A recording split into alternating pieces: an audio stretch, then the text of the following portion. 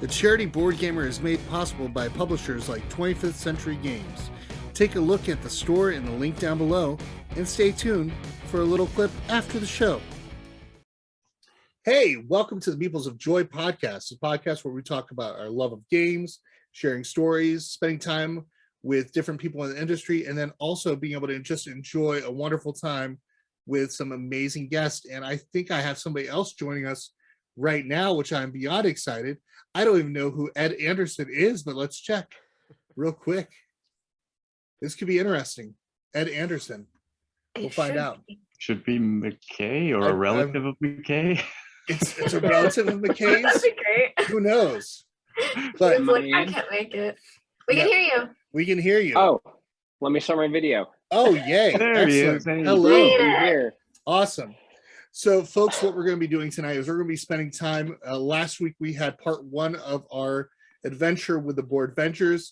Tonight, we snapped our fingers like Thanos, brought in the rest of the crew, and minus one person, D20 Woodworking, which you can check them out on Instagram.com/D20Woodworking, and check them out and support Jason with some of the amazing woodwork.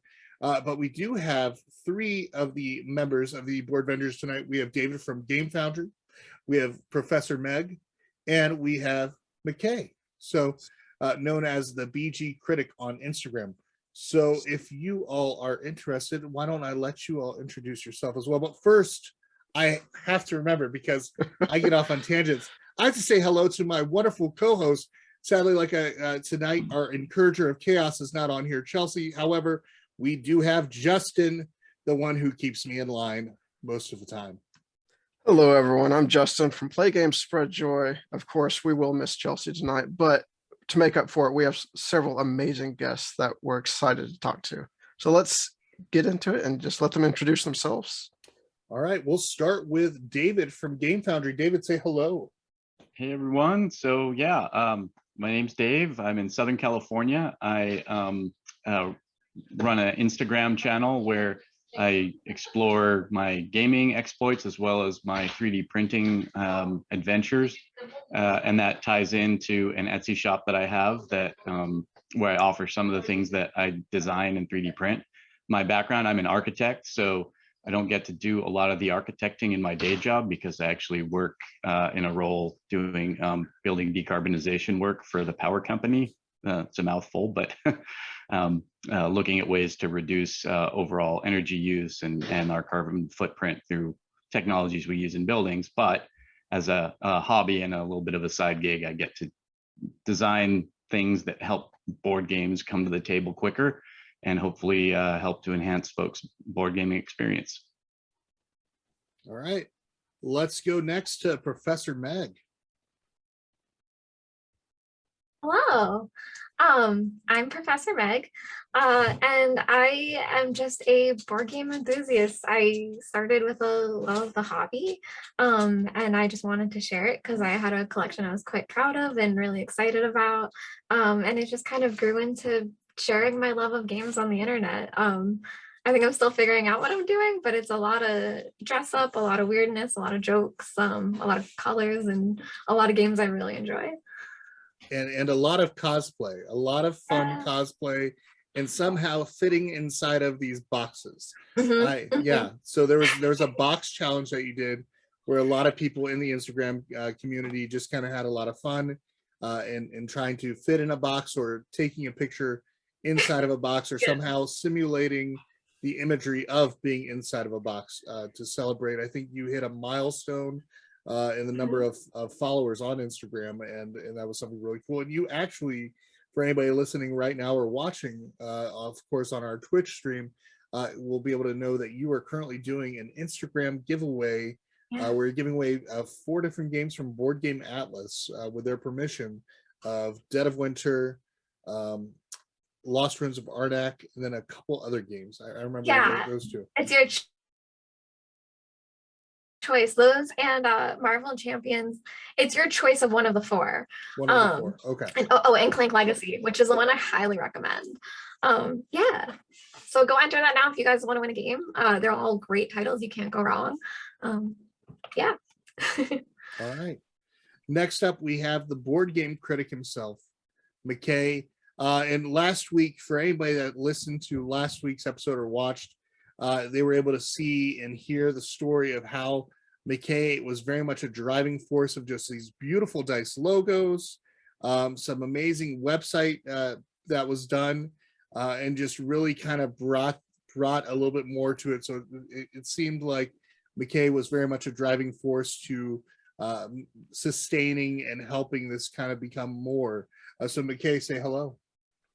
Hi, I just got back from the dentist, so if I slur or if it looks like I have a golf ball in my cheek, that's exactly how I feel. But I'm the board game critic. I've been into board games forever. I went to college for industrial design, and then I went to work for Hasbro, actually designing games for a while. It was after I quit at Hasbro and got my creative autonomy back a little bit that I decided to start the Board Game Critic. We started with the Boardvengers just this last year. And yeah, I'm a graphic designer, a web developer. I do UX, UI design right now for a medical supply company. And yeah, I love board games. I have a small what do you call it, a boutique board game company that we designed some games. Snack Time just wrapped up on Kickstarter, and we're looking into our next 2 games for this year, which is very exciting. So really, if there's something board game related, I'm very much into it. Yeah, and what's really nice is I had the pleasure, and Justin and I both had the pleasure of being able to see you, Meg, Nelson, and Roberto over at PAX U this past year, and you all were actually teaching a game at the convention. Yeah. So, what? No, you taught a couple games, right? What games did you all teach? Yep. We taught Ascension, which is an amazing deck building game, and Seven Wonders Architects, which is also great, but not as great as Ascension. It's true, it's not as great as Ascension. So last week we talked a little bit about how it formed, but I want to hear a little bit about, from your perspectives, kind of how it came to be. We talked, of course, with Roberto, Sheer Boredom. We talked to Ben and M from Date Night Dice, and we also talked to Nelson from Fantasy and Some Flights. So this week we're talking to the 3 of you. So if one of you wants to go ahead, I will kind of call out by name, so that way it doesn't become popcorn.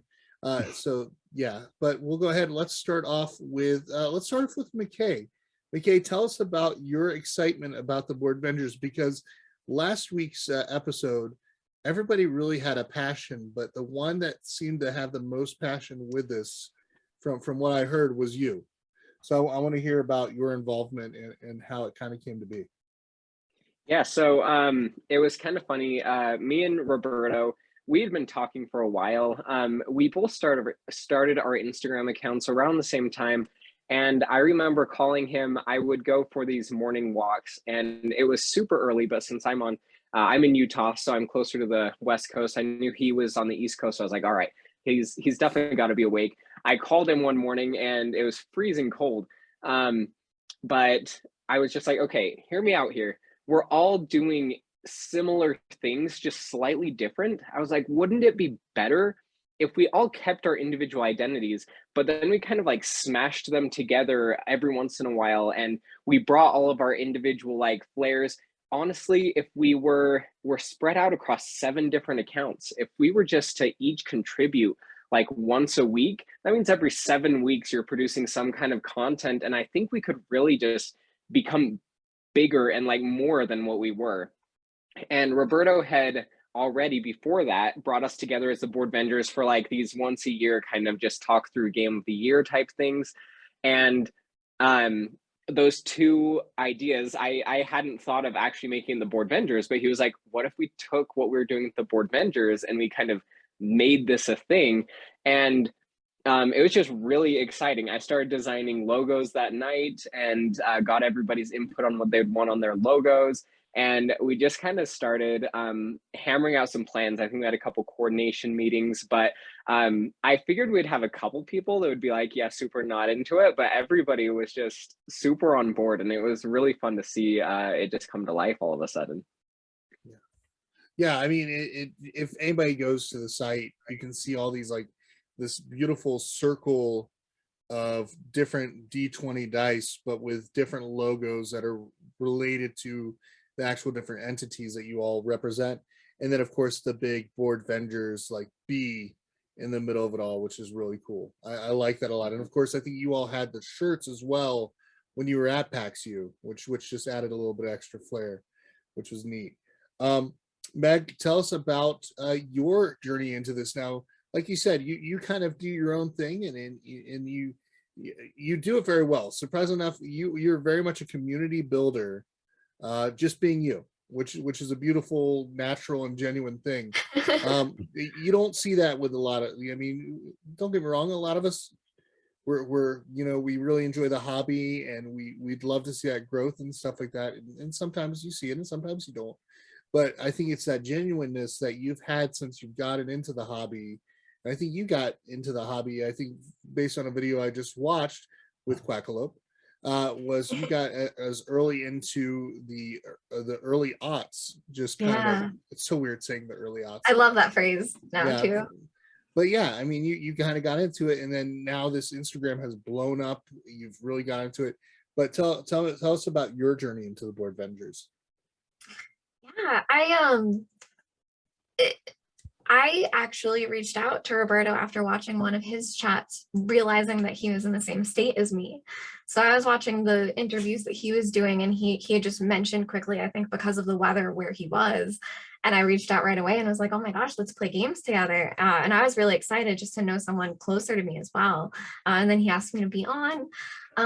And yeah, after that, he was definitely the beginning driving force that he wanted to get all of us together and start doing videos and us coming up with topics. And one of the fun things about all the talks that we did before we really launched Boardvengers is we would pick favorite games of certain categories, and we would always pick different games, which I really loved. That it was really a cool club to like also exchange games, kind of. I mean, not really, but to learn about them. And there's so many that I've played now because of different people in the group. Like, hey, I'm like beyond in love with Clank Legacy. Beyond. So it really quickly became a hangout thing that I really wanted to do. For me, it was more than anything for putting out content, which is still really great. And we're all playing a lot of different games that I think can help shed light for people for when they're trying to select games and things like that. I just wanted to hang out. I wanted to have fun. We laughed a lot. We joked a lot. We all got along really well. That's what always brings me back to this, is I have fun with every single one of these people. I have different things with all of them. Like Dave, I align with a lot on games. I think if there's a game that I don't agree with Dave, it's because I haven't played it yet. And I love, wanting to play games like Corleone's Empire. I really want to try to get my hands on. I don't know if it's one I would buy, but because of you, and like she's notorious for rolling terribly, and I cannot wait to play a game with her that we can be partners and I can roll dice for her because that's what I'm great at. So every single person, we're all just a lot of fun. It's a fun crew. Yeah, I mean, it's really neat just kind of seeing this kind of happen. Dave, what about you? You're coming from a different walk as well, with a lot of components and everything that you're doing. How'd you kind of get involved? Yeah, sure. I mean, Roberto was kind of the common thread, right? I'd actually sent him a game organizer for Glenmore too, and we had been corresponding about it, and it was one of their favorite games, and so they were real excited about it. And he reached out to say, hey, let's do. I'm doing one of my sheer boredom talks. You want to be on it? So we had a great chat, and then before I knew it, like a couple weeks later, he's like, hey, I'm putting together this group of folks. Would you like to join? And I think the context with which it all came together is really important in the backdrop of this. We were right in the heart of all that isolation. And, I mean, for me personally, I didn't have connection physically with my regular game group. It was just a really good time to have a group of people that have this common interest and have such enthusiasm and positivity about it to be a part of. And that, I think, we've kind of really started off on that foot and really connected, and it's just grown from there. And yeah, I've made some really great friends through this process, which is awesome. Awesome. Justin, what about you? You got some questions, I know. Well, we've heard a lot last week about the joys of being part of the Boardvengers. What has been some of the favorite content you've helped create being part of the Boardvengers so far? Kind of a question for each of y'all. I missed that. Some of the what content? Some of your favorite just Oh, content favorite. in general that you've made with the group. I'll go. Okay, go ahead. I think my favorite are the big long ones, which I know are probably really painful for some people to watch, but the times when we're all together and all discussing, like, I mean, it's not even a really strict topic usually. It's just like, what was your favorite game of the year and stuff? We've done that twice now, and it's just such a fun time. I don't know, and we're not concerned about time. It almost feels like when you're at a family party on like New Year's or something, and it's just like, we're going to go until we all drop. That's kind of the feeling that I get from it, which is so fun to have kind of this alternate family. But it's just, we get a lot of discussion, and a lot of times it's like, has anyone played this? And we're all like, nope. And so somebody just gets to gush about their game. And I mean, honestly, by the end of it, I'm like, okay, I've like bookmarked all of these on Amazon, and now I need to figure out who I agree with most and I can prioritize. I think those ones are my favorite. The long format where it's just like, we're just hanging out and having fun. Yeah, totally. My favorite one that we did was, I think, the thematic games. And part of that is just because it gave me a lot of insight into everyone's kind of personalities and like what really speaks to them from a story standpoint. And just, you know, how they tell stories through games and the way they play games. That was a really fun episode that we did. I also really enjoyed when we got to dress up for the last one. Oh, yeah. That was very fun. That we added something extra to it, so we also did that. I enjoyed It that. was like a game of the year, so we said, well, let's make it like the Oscars with like nominees and everything. So that was kind of fun. I remember seeing that because I think Ben and Em were like, Ben dressed up in a tuxedo and everything like that. Yeah, and Em was dressed and ready. Yeah, that was really neat to be able to watch something like that. Just a community in itself, like building up. How have you seen each other grow from doing this? Because one of the things I noticed is that collaboration really does help growth, and not just numbers, but also in building a community. How have you seen that happen for you all? I'll start with McKay on this one. I think part of it is just, I think there's a certain level of confidence that I've seen in all of us. And maybe that's because I'm paying attention more to, like, you know, it's like my group, my Boardvengers that I'm excited to see. But I don't know, especially in interactions as well. We obviously have email chains. We have a thread on Instagram that we're talking through. We have a Discord channel. Like, we have several places where we interact, but I think it's gone in a way from people being a little bit unsure to jump in or make suggestions of, hey, I think this topic would be amazing, or I think we need to do this. And I think, and like I said, this could just be an illusion, but I feel like I've noticed a lot of people just taking ownership and just, this is what we're doing, and you all are going to join, and we're going to make the best out of it. And I think just seeing people step up to the plate with confidence in like being part of something bigger, and it's really something that I hope, I mean, I've found that through the board gaming community in general. They've just been amazingly supportive of anything that I do, really. And I hope this is just another platform to give people confidence that they bring some worth to the space, and it's been great. How about for you, Dave? Yeah, so for me, I mean, I've grown some with the tools. I think I'm the only Boardvenger that doesn't have a YouTube channel. So I've learned a lot from, you know, kind of seeing how the different streaming platforms and how people engage with the platforms and how they engage with the community through, whether it's StreamYard or Twitch or YouTube, Instagram Live. So just kind of getting exposure to that and some of the graphic design tools. I mean, McKay has like he knows his stuff. It's really remarkable, the templates and all the stuff he's put together. So it's just seeing how a lot of that happens behind the scenes, and what really goes into putting together board game content. It's given me a real respect for all that. What about for you, Meg?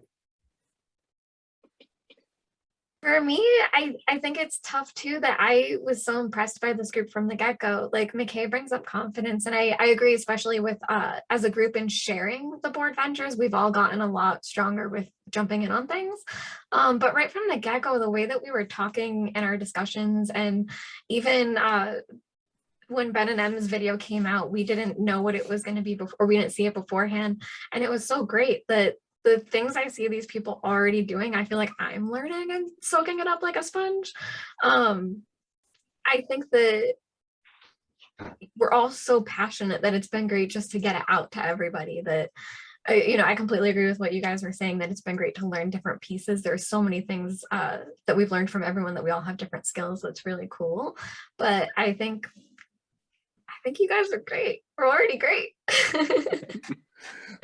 What I've noticed from every one of you over this past week and over this week is that you very much fit this phrase called iron sharpening iron, where you're very much encouraging each other, helping each other. And I'm guessing that when you see something that might be a little flaw that needs to be worked on, you are constructive in the way that you probably go about it. I see that. I mean, the way you all talk about each other is also, there's a passion to it, which is a blessing. It's a blessing to be able to have that kind of a passion towards each other. But yeah, Justin, any other questions? No, I think we hit on most of the questions, and I think now is a good time we can transition. So we've talked a lot already about how much each of you kind of has your own specific games that you kind of prefer more than the others, and that you've learned from each other. And so that's kind of what we do with the top 5 is we've each selected our top 5 games from a certain category. And so we can all learn new games from each other and grow more. So tonight's topic is our top 5 favorite games based on an IP or something based from TV or movies or comics or something, games that have a theme from certain IPs that are our favorite. So both me and Chris already have figured out our top 5, but if y'all would like to join in with us as we go through them, you're more than welcome to. Don't feel obligated to come up with 5, but we might have time to kind of go across all of y'all and hit at least multiple if you're willing. But before we jump into that, we'll give you time to think. And Chris, do you want to talk about the charity of the month? Yeah, our charity of the month for the month of February is a House of Afros, Capes, and Curls. Their mission at the House of Afros, Capes, and Curls is an organization whose goal is to connect people from diverse backgrounds and build a community based on a shared love of science fiction, fantasy, gaming, Afrofuturism, while providing a safe space to explore the artistic, literary, and historic merits of geek culture. The vision of the House of Afros, Capes, and Curls was created as a vehicle for people of color to build more inclusive environments to engage around seemingly non-traditional spaces such as gaming, comics, science fiction, media, and technology. We want to ensure that the representation of and consumption by people of color is normalized rather than seen as an anomaly. We strive to increase representation for adults and youth of color, create programs that build community, and create programming that generates a sense of belonging where the community as a whole can discuss pertinent and sensitive issues using science fiction, fantasy, comics, and games as a catalyst for conversation. We're a big fan of this charity and nonprofit. We, of course, love Jade Rogers, one of the founders of the House of Afros, Capes, and Curls. She is one of our D&D party members on our Tuesday night live streams for the Daubers and RPGs and such. And we highly recommend taking a look at this charity. That is House of Afros, Capes, and Curls at afroscapescurls.com. Okay, so now we'll jump into our top 5 lists. So we have the choice. We can either head it off and me and Chris can kind of say one of ours first, give you all a chance to think a little bit more. Or if you feel ready, y'all can chime in and kind of throw one in before we kind of take one from you. Last week we kept saying ones that they're like, that was on my list, I want to say that, and I have to think of something different. So if you want to, or Roberto, you want to exactly. So if you want to start us off, you won't feel like we've stolen from you. it's up to you, or we can jump into our list. I'll You pass to go. either of you guys if you want to jump in, because there are so many. Yeah, There are so many. There are quite a few. I mean, I'm happy to start Sure. with one. Let's go for it. You know, and honestly, in thinking down through my list of like top games, most of my favorite games are not based on IP, but I do have quite a few that I do like quite a bit. I'm gonna mention DC deck building game, which has been a long time favorite with my family. And it's not the most complicated deck builder mechanically, but it has a lot of really fun interactions between players. There's real satisfaction in the way that you build your deck.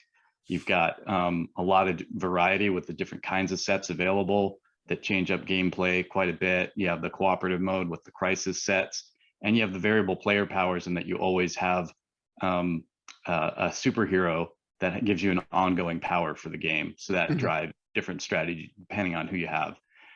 So, you know, I really enjoy that. I've never had a game of it where I just, you know, I didn't want to play this. It's always a fun time. Nice. I still need to try that one out. But on my list, I actually had a deck builder, but the Harry Potter Hogwarts Battle one. So it's also very family friendly, easy to get into because the way it works through the first, second, third books, or however you want to do it from the series, is kind of lead you into learning deck builders as well. And in the same way, each person kind of has that unique power. So I've really enjoyed that from the op. Chris, what was one from your list that you already had? Well, I mean, we're already into Harry Potter, so I'm going to break out Defense Against the Dark Arts. It takes some of that same mechanic from Hogwarts Battle. However, it puts you head to head where you can pick one of your classes. You know, I for some reason, I like Slytherin. Go Snape. Snape's my favorite character. So, you know, I chose Slytherin for my house. But it's fun to be able to play against other people. And I had the chance to teach this at Origins 2019. And then I got to take a copy home, and my son loves it. And so when I offer to play it, he already has it out on the table. That is Defense Against the Dark Arts from the op. So McKay, Meg, do y'all have one ready? I'll take one just because I think there's only one that really resonates with me. I don't know why I'm not super into games that are based off of IP. I don't know if I have way too high of expectations. Maybe they just fail to impress. But, and this one's even a pretty generic IP. The Arkham Horror LCG is, I found it pretty brilliant. I am a huge Lovecraft nerd. And so, well, I say huge. I haven't even read all of this stuff, but I just love the mythos. Like every piece I get further into it, it just feels great. And something about the way the Arkham Horror LCG, you're kind of racing storylines, which I loved the format. You have the villain or like the nemesis like storyline that is kind of progressing at a certain rate, and you're just trying to get your story or your agenda to progress faster. And I really enjoyed the push and pull. I enjoyed the way the themes integrate with uncovering clues and working out these stories. And not to mention, it's a bottomless pit of content and money that you can spend on it. So as much as you like it, you can just keep going. I definitely need to try that more. I've played a few kind of Arkham style games, but I never really read all that mythos stuff growing up. So again, I need to try more of that. But Meg, do you have one ready? Yeah, we kind of touched on like at least two of the IPs I was thinking. But jumping on that Arkham bandwagon, I don't know if I can rattle a few, but there's obviously Arkham Horror is such a great, fantastic game. And Mansions of Madness. Mansions of Madness is so fun. It's so exciting when you get to you flip out tiles and you get to build the map as you uncover it. It's really fun and spooky. Yeah, Cthulhu Death May Die is great. I don't know if I shouldn't be doing multiples, but there are so many art games that are great. Love it. Absolutely love it. Can't confirm. It's definitely okay to give multiple. Sometimes it is hard for us to narrow it down to the top 5 instead of come up with 5. But y'all kind of hit on the spooky quote unquote. One from my list is Betrayal at Mystery Mansion. So the Scooby-Doo version of the Betrayal at House on the Hill stuff. So definitely the kid-friendly version of it. And I actually played just this past weekend with my family, who they don't play a lot of games, so it was a lot easier for them to get into. So I enjoyed that. And of course, growing up on Scooby-Doo and cartoons like that, it's always fun to kind of get into the voices of the different characters and kind of solve the mystery with them. That's from Avalon Hill Games. Chris, I don't think you really have a spooky one on your list, but no. So whichever one you want to go with. For anybody that knows me, I am a diehard Buffy the Vampire Slayer fan. So when Mondo and Restoration Games came out with Buffy the Vampire Slayer Unmatched, it was an automatic, I must have it in my house and I must play it immediately. For anybody that had the chance to play Star Wars Epic Duels, it basically was re-implementing that and took out the dice and instead made the cards more into play with attack and defense. So being able to play as Buffy with a sidekick like Xander makes for a fun game, especially when you're playing up against Spike and Drusilla, and you're playing up against Willow and Tara, and of course my favorite duo, which is Angel and Faith. It's a very interesting combination. But yeah, Faith, I liked Faith in the series. A touchy subject. I know. I liked Faith in the Angel series, but yeah, I thought that was an interestingly well done game, which takes from different elements of different shows. So you've got different seasons of Buffy where you're kind of like, okay, that's an interesting combination. And then of course Spike and Drusilla, which is very much more like second season, third season Buffy. So, but yeah, that's mine. Unmatched Nice.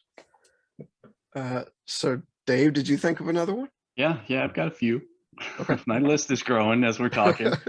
So I'll go ahead and mention one that I actually brought up in my favorite content that we did, the thematic games. And that's the Godfather.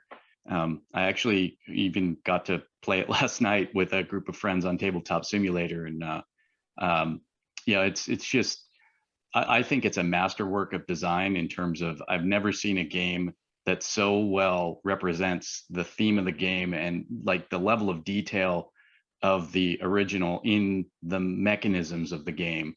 The way that you vie for territory and the way that you have these the kind of the thugs that are in your face and they kind of shake down the front of the shop, but you have the family members that are different kinds of workers that go to the regions around the different territories, and they get the kind of the more subtle, the back of house benefit, like the negotiation aspect, and then just the whole, you play these jobs and you take out rival figures, and they all kind of pile up in the Hudson River, and there's this visual of the eliminated gang members just like sleeping with the fishes, and it's right there on the board. There's just so many great things about how that game was designed, and it makes for such a tense experience because you just the resources are scarce, the spaces on the board are scarce, there's real competition for how you're going to vie with opponents. And we played a 5-player game last night, and it was just so cutthroat and tight.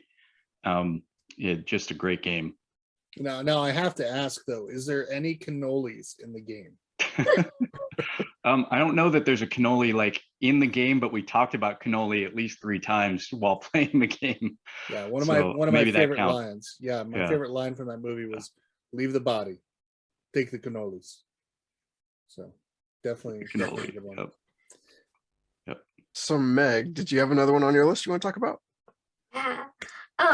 Let's talk about Lord of the Rings, because that's like one of the best IPs on the planet.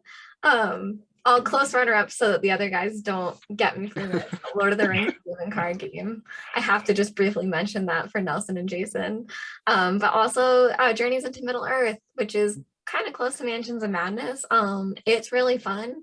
I really enjoy it. It is a great homage to Lord of the Rings. It's flavored throughout it. They use a lot of like the storylines and the names are really true to the work, which is really cool. And it's a very dire feeling situation when you're playing that you do really feel like you're trying to get away from something or trying to do something that it's really exciting. I quite enjoy it. Nice. Lord of the Rings stuff almost made my list, but it was between Hobbit Love Letter and Batman love letter, and I had to go Batman this time. I don't know his love letter. It's a version that's harder to find Yeah. because they only made so many copies, and I realized I had it after like people were saying it was hard to find, and I lost like the bag that it goes with, and I was like, how did I lose all that? But I still have the cards, and so it's still fun to play with, and it has great art, and of course it's a pocket game you can take with you, and we got to play it at PAX Unplugged with Amanda Panda, and it's just one of those fun, quick pull out the game and play a few rounds, and just it's always just a lot of laughs at the table when it pulls that out. Chris, what else is on your list? Oh, goodness gracious. Okay. Well, there's something nice about spending about 4 hours an afternoon crushing the rebel scum in a game of Star Wars Rebellion. You know, I like to play as the Empire. It just seems fun because, I mean, you have Darth Vader. I mean, who doesn't want to play as Darth Vader in any series, especially, you know, who doesn't love Darth Vader in Attack of, was it not Attack of the Clones? Which one was it? Revenge of the Sith. I mean, you know, he was taking care of business. You know, that those kids didn't need to live. It's okay. It's okay. I'm gonna give him props for Revenge of the Sith. Isn't that when he can't jump up though? And he just like gets all his limbs cut off. Yeah. You know, he may not have had the higher ground. I agree. He may not have had the higher ground. No, but I have to say, like, playing that game is a lot of fun because of all the different characters from the series that you're able to play as. And of course, when you get to put Han Solo in Carbonite, that's a great feeling. It's nice. Plus, you know, it has Boba Fett in there, and I mean, who doesn't like Boba Fett? If I recall, that was Ben's favorite thematic game when we did that episode, right? It was Rebellion. Pretty sure. Shout out to Ben. Good choice, Ben. Chris. Nice. McKay, did you think of another one, or? So this isn't like legally based on IP, but we all know exactly what it's based off of. Mm-hmm. The Dinosaur Island series has been recently, it's kind of become an interesting thing in my mind because I bought Dinosaur Island, was very excited about it. Didn't love it as much as I thought I would. I hear Dinosaur World is better, but I got Dinosaur Island Roar and Right, and it's phenomenal. Like my problem with the other Dinosaur Island and potentially Dinosaur World is that it doesn't really feel like you're building a park. You build like a couple paddocks and you build like maybe one merchandise shop. However, the Roar and Right, like you build a park pretty quickly. You're taking tours around. You're trying to fit everything in and maximize. Like, I don't know. I think they really hit their stride with the Roll and Right, but I'm also a fan of Roll and Rights. But that whole IP, I mean, I know I don't know if Jurassic Park, I'm sure there are some legally IP licensed games. Mm-hmm. But honestly, just like how every dinosaur game kind of rips off of Jurassic Park, I also just love that. So I know it may be a little bit of a cheat one, but I do love the dinosaur series. Yeah, and Funko's got their legacy version coming out to Kickstarter. I think this year, Kickstarter or Game Found. I'm not sure which platform it was, but that should be interesting. Their legacy based Jurassic Park game. Yeah. So, yeah. So Chris, you already mentioned a Star Wars game. Mine is a bit simpler than yours. It's the Carcassonne Star Wars. So one of the very first games that got me back in the hobby of gaming was Carcassonne, and so when I found that there was a Star Wars version of how can you say no to that, and so you actually the different factions, like which side you are on. You have Darth Vader, of course, and you can't tie in the game. Like if different sides have both meeples in a sector, you actually have to roll off and someone's going to win it. So there's actually a balance to the force and no one ties, which is kind of thematic. So it's actually like galaxies and stars and flight paths that you're building up instead of just the farmlands. So I've really enjoyed that. If you get to use a rare out of print game, I'm going to mention one too. Then, and this rips off of Meg's selection of Lord of the Rings, and I think my favorite Lord of the Rings game is Lord of the Rings: The Confrontation. That one came out, I think, in the mid 2000s. There's a deluxe version, but it's basically the game that Stratego wishes it was. It takes the kind of the concept of Stratego, where you have these figures of varying numerical values and strength, and that they're hidden until somebody kind of jumps on that space. But it's got the characters from Lord of the Rings, and you're either the Fellowship or you're Sauron's forces, and each one has its own unique ability, and they're two-sided, so you can play with variable abilities and really mix it up. And there's just a great tension. It's one of the great two-player games, I think. It was a Knizia design, just a really, really fun two-player game built on that IP. Chris, I don't think either of your remaining ones hits any of the IPs we've talked about yet. No, they don't. But they both. I mean, I could talk about either of them easy. Well, you would talk about either of these all night if I let you. So. Oh my gosh, yes. So I had the chance to play this one. It was on Kickstarter and already funded. I cannot wait for it to fulfill because I'm eager to get my hands on it.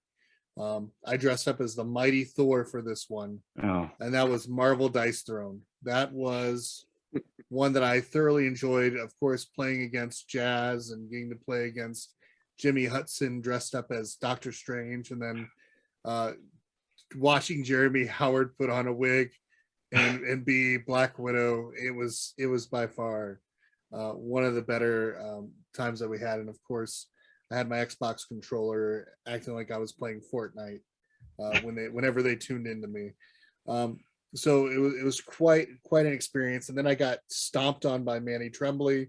And so I'm never going to let that down. One day I'm going to play him again. And I'm going to still lose, but at least I'll probably do better, I hope. So yeah, that's wishful thinking. But Marvel Dice Throne, so good. Solid choice. Meg, did you have another one? Jump on that Marvel bandwagon with Marvel Champions. Marvel Champions has been a lot of fun. I've actually gotten to mostly learn it from Nelson, which is really cool. He's, a living card game expert, or one of them. And I really got to learn it with him that I love co-op. It's one of my favorites. And to, mix it with the different Marvel heroes and the Marvel villains and have it feel familiar. It was really cool. It felt really good, like being Wanda and doing a lot of damage. It actually ended up being detrimental to us, but it felt very powerful, which is probably something Wanda would do. So yeah, Marvel Champions has been a lot of fun. I can't rave enough about co-op, but it's been one of the things that I've really loved the longer I've been in gaming, that I prefer to try to beat the game. But yeah, it's a great one. Solid choice. So we're coming into the last of our list. Before me and Chris go, McKay, do you have one more you want to mention? If you thought of one, if not, it's okay.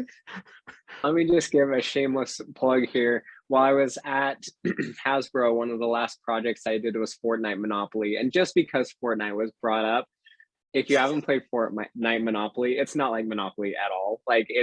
You literally just shoot each other down, and it's the last player living while the storm eats the board. I remember Hasbro was very tight about their review process. But we had, normally a Monopoly takes about 2 years of development. We did Fortnite Monopoly in 2 months. And because of that, we had to rush it past all sorts of normal channels of higher up approval and all of that. Somebody was like, this is not Monopoly. This is a Fortnite game that with a Monopoly logo on it. And I was like, and that's why it sells well. So it's still their highest selling Monopoly, even 3 years after I've been gone. But just because it was a really fun one to work on. It was fun to work with the people over at Epic. And it's one of my better experiences designing board games, even though it was Monopoly. It was still a great time. So just a shameless plug there because Fortnite was brought up, but that'll be my last. Okay. Dave, do you have another one? Yeah, I'll do one more. So this one, I actually got to play test and run a prototype of it at a few cons a couple of years ago before it was on Kickstarter, and that was Mind Management. It's based on a graphic novel, a hidden movement game by Jay Cormier and Sen-Foong Lim. And it's just such a great hidden movement experience. It takes what, usually takes 4 hours to play through in terms of a, kind of cat and mouse type of thing.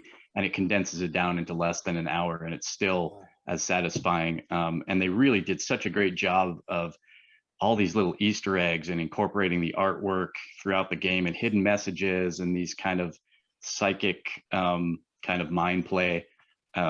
It's a real labor of love and so beautifully produced and a great game experience. And they're reprinting the deluxe edition. It's on Kickstarter now, so anyone that is interested in getting their hands on it, it's really been received well, and so happy for those guys that put it together, that they're seeing that success, because it's a great game.